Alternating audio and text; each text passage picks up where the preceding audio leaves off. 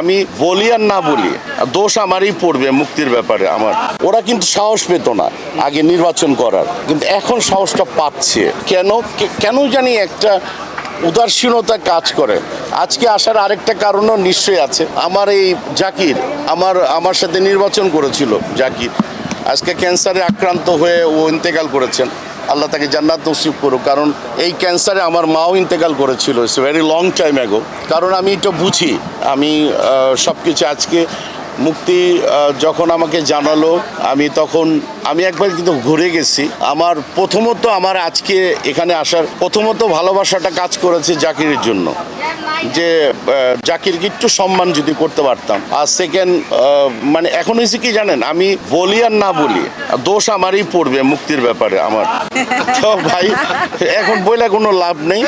তো কংগ্রেচুলেশন দিয়ে যাই সবাইকে।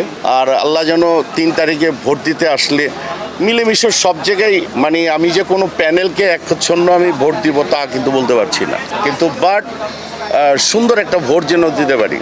সে তো অনেকবার নির্বাচন করা মানুষ, সাংগঠনিক মানুষ।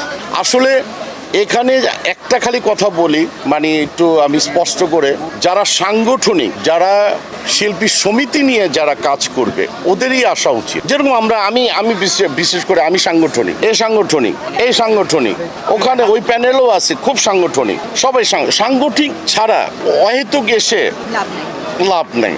আমরা সাংগঠনিক দেখেই যে কোনো সাহসের সর্বোচ্চ জায়গায় আমরা অ্যাচিভ করতে পারবো। যারা সাংগঠনিক না, ওই সকালে বললো আবার বিকালে না করে দিল, মানে এই ধরনের কোনো কিছু যেন না হয়।